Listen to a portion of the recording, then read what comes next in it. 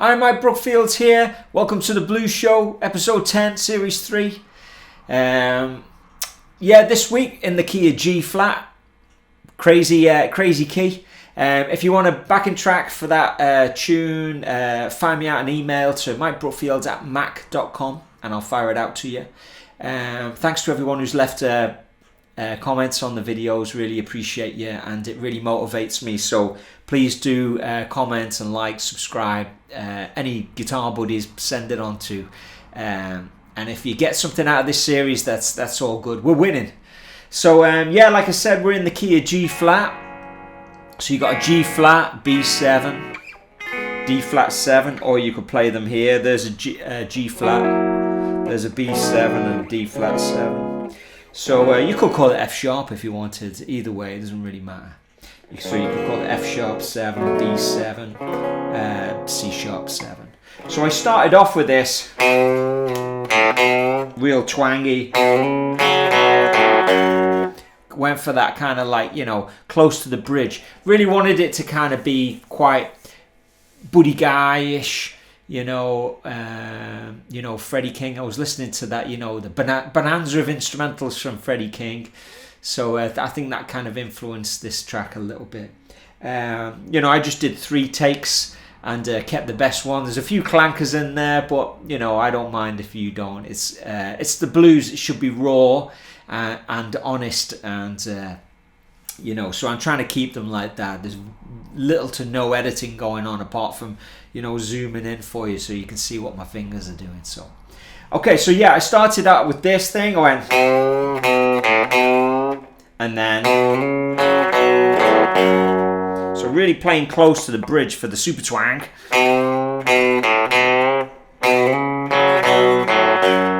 And then,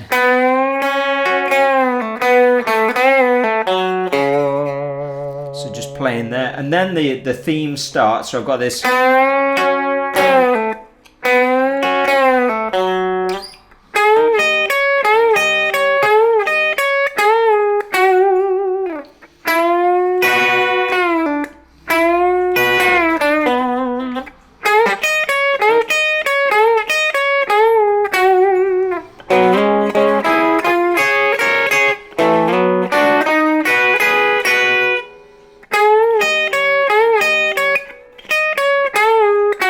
Funny when you played that, there's a little note ringing out.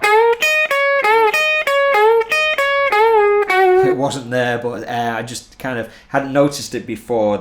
Some kind of harmonic or me clanking off another string. So it's a good fun tune to play. So I'll play it all the way through there again.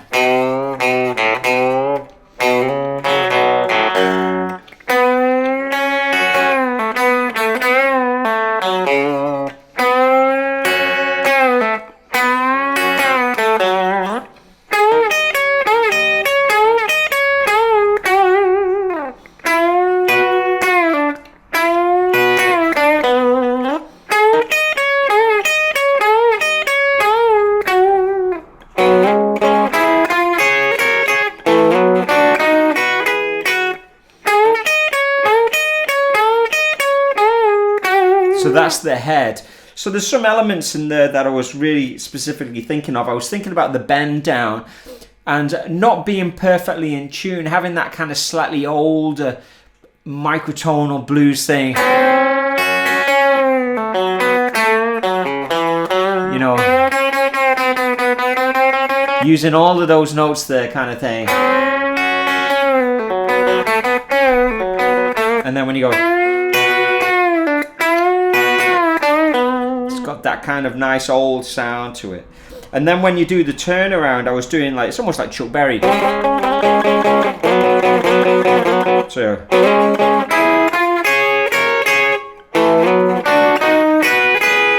you can see it's based around the chords there.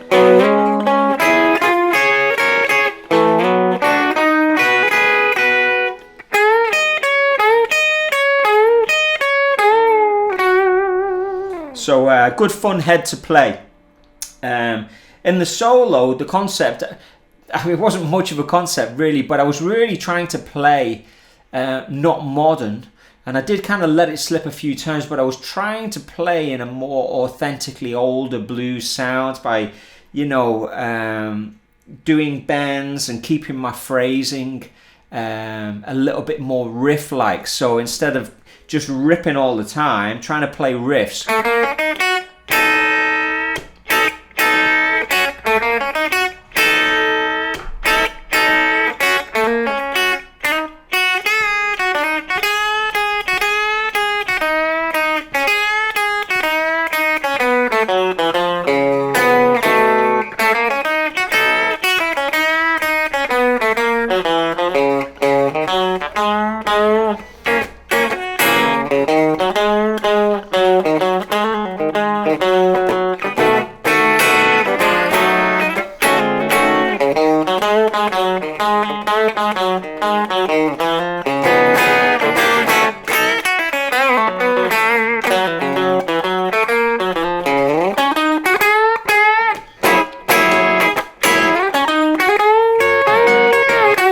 You know, I was aiming to do that kind of thing. Whether I did or not is a different story, but that was the concept in my head, is to try and play a little bit more riff-like instead of just ripping into it.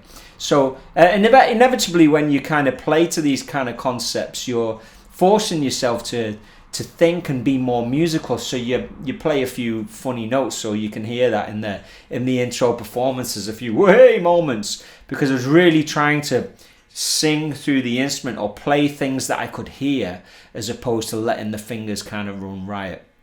That's the objective, and I think, you know, the more you practice that, the better you get at it. I'm certainly inching towards that. So when I take a solo, I do play kind of things which are just kind of rattling out. But, you know, if 25% of it is really, really connected to your musical kind of voice, and the rest is just keeping things afloat, that's not a bad place to be, because you can just chip away at it, and over time you'll be like if you could be 100%, then you'd be a complete master. You'd be like a Zen god at playing blues guitar, you know what I mean? Because you would be fully in the moment, and you'd only be playing things that you wanted to play.